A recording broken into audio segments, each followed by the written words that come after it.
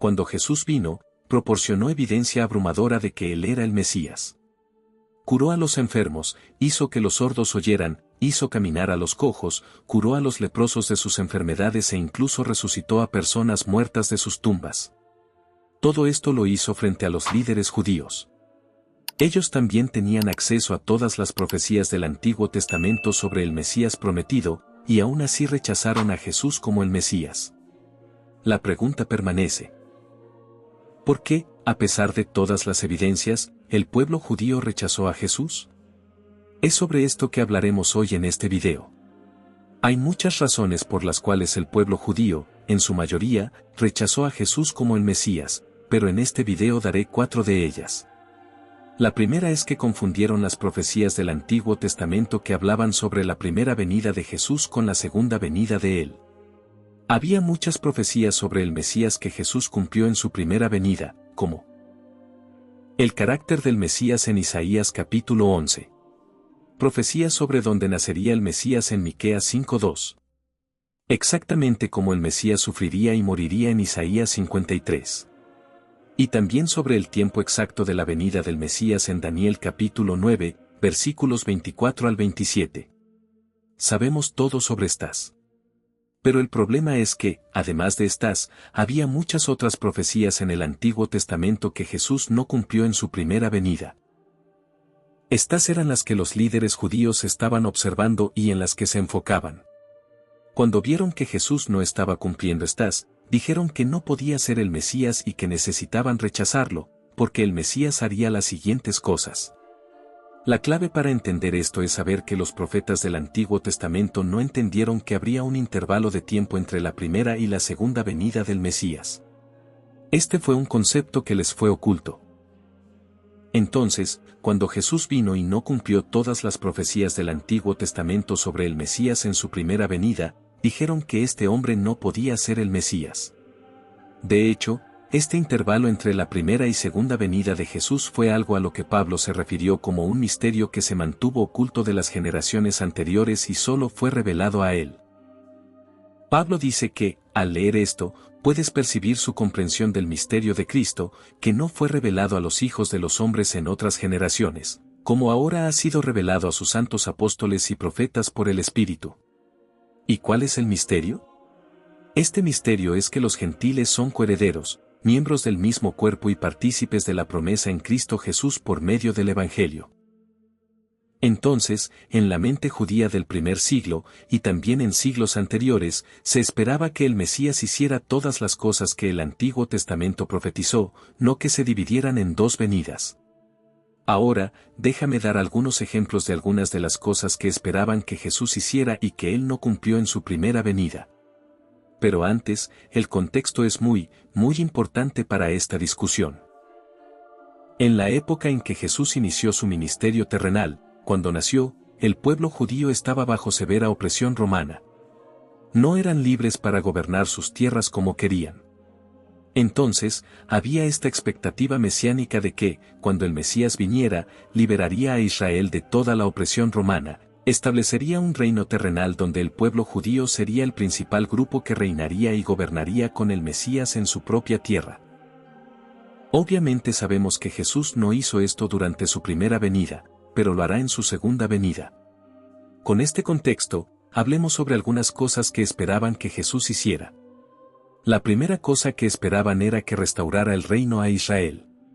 Puedes mirar escrituras como Joel capítulo 3, versículos 1 al 17, que hablan sobre cómo, cuando el Mesías venga, purificará el mundo del mal.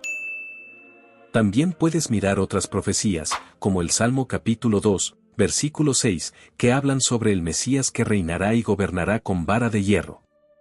Otras profecías, como Isaías capítulo 2, versículo 4, hablan de que, cuando el Mesías venga, traerá paz al reino para que las personas no se preparen más para la guerra. De hecho, hasta los propios apóstoles de Jesús se preguntaban y cuestionaban si Jesús cumpliría estas profecías del Antiguo Testamento antes de ascender al cielo. Observa en Hechos capítulo 1, poco después de que Jesús resucitara de entre los muertos y antes de ascender al cielo, él dijo: Juan bautizó con agua, pero en pocos días ustedes serán bautizados con el Espíritu Santo. Entonces, cuando los apóstoles estaban con Jesús, continuaron preguntándole: Señor, ¿ha llegado la hora de que libres a Israel y restaures nuestro reino? Incluso los apóstoles, personas que siguieron a Jesús por algún tiempo, entendían que una de las cosas que el Mesías haría, de acuerdo con las profecías del Antiguo Testamento, era liberar a Israel de la opresión romana y establecer un reino terrenal. Pero lo que no se dieron cuenta es que Jesús estaba viniendo para traer o inaugurar un reino, pero no era el tipo de reino que ellos estaban esperando. Observa lo que Jesús dijo. Desde entonces Jesús comenzó a predicar: Arrepiéntanse de sus pecados y vuelvan a Dios, pues el reino de los cielos está cerca. Las personas en los días de Jesús esperaban que el Mesías trajera un reino que involucrara bendiciones físicas y materiales, y Jesús estaba diciendo: no, ustedes no están entendiendo. El reino más importante que necesito inaugurar es uno que incluye bendiciones espirituales. Por eso Jesús pasó gran parte de su ministerio terrenal enseñando sobre los principios de su reino y cómo podrías recibir estas bendiciones espirituales, no tan enfocado en las bendiciones materiales y físicas de un reino. No solo esperaban que el Mesías restaurara a Israel, sino también que regenerara la vida espiritual de Israel. En profecías como Jeremías capítulo 31, se habla sobre la nueva alianza, donde recibirían nuevos corazones y gobernarían y obedecerían al Señor. Por lo tanto, debería haber alguna regeneración espiritual. Central para esta experiencia estaba el templo. Pero aquí viene Jesús y predice que el templo será destruido. Por todas estas razones, los judíos estaban diciendo que este hombre no podía ser el Mesías. La segunda razón principal por la cual el pueblo judío rechazó a Jesús como el Mesías, seamos honestos, es que lo vieron como un blasfemo. En la fe judía hay una oración llamada Shema, que viene de Deuteronomio capítulo 6, versículos 4 y 5, que dice: Escucha, oh Israel, el Señor nuestro Dios, el Señor uno es. Amarás al Señor tu Dios con todo tu corazón, con toda tu alma y con todas tus fuerzas. Esta oración es la afirmación central del pueblo de la fe judía, tanto que, desde temprana edad, se les enseñaba y tenían que recitar esta oración por lo menos 2 veces al día en sus servicios religiosos. ¿Por qué? Porque entendían desde jóvenes que Dios es uno. No hay otro Dios además de Yahvé. Adóralo y ámalo solo a Él. Y aquí viene Jesús hablando sobre adorarlo, servirlo, amarlo, honrarlo. Y ellos estaban como: no. Esto va en contra de lo que me enseñaron cuando era joven. Dios es uno, ¿cómo que este hombre dice que es igual a Dios? La idea de que Dios realmente podría descender del cielo y asumir la forma de un hombre era demasiado para el pueblo judío. Entonces Jesús viene y hace afirmaciones como esta en Juan: De cierto les digo, antes que Abraham fuese, yo soy. Espera. Para que Jesús sugiriera que Él existía antes de Abraham, ellos sabían exactamente de qué estaba hablando. Estaba haciendo una afirmación de que era Dios, porque haber existido antes de Abraham implica una existencia eterna. Pero no solo eso. Cuando dijo las palabras yo soy, entendieron que estaba reivindicando la divinidad para sí mismo, porque esas 2 palabras son lo que se llama el nombre divino en la fe judía, Yahvé. Cuando Dios le dijo a Moisés, y Moisés preguntó: ¿Quién debo decir que me envió? Dios dijo: yo soy el que soy. Entonces, cada vez que Jesús usó ese yo soy para referirse a sí mismo, ellos lo veían como un blasfemo. ¿Cómo lo sabemos? Porque en el versículo siguiente dice que, en ese punto, ellos tomaron piedras para arrojarle, pero Jesús se escondió de ellos y dejó el templo. La blasfemia, en la fe judía, era punible con la muerte por lapidación. Más tarde, en el libro de Juan, Jesús dice: el Padre y yo somos uno. Ellos sabían exactamente lo que Jesús estaba diciendo aquí, porque, volviendo al Shema, donde se dice: el Señor nuestro Dios, el Señor uno es, ahora Jesús está diciendo: el Padre y yo somos uno. Ellos lo vieron como blasfemia. Y, una vez más, en el versículo siguiente, nuevamente la gente tomó piedras para matarlo. Por lo tanto, la segunda razón por la cual rechazaron a Jesús como el Mesías fue porque lo vieron como un blasfemo, puro y simple. La tercera razón por la cual el pueblo judío rechazó a Jesús como el Mesías, en su mayoría, fue porque Jesús estaba desafiando algunas de sus enseñanzas religiosas y algunas de sus tradiciones religiosas. Muchos de las enseñanzas de Jesús ellos consideraban que contradecían gran parte del Antiguo Testamento. Tienes que recordar que estos rabinos estaban transmitiendo leyes del Antiguo Testamento de generación en generación. Entonces, cuando Jesús entra y comienza a desafiar algunas de sus leyes sagradas y algunas de sus tradiciones y prácticas, esto los puso inmediatamente a la defensiva, como si dijeran: ¿quién es este tipo para venir y ahora traer algún tipo de nueva ley o nuevo enseñamiento para nosotros? Déjame darte un ejemplo.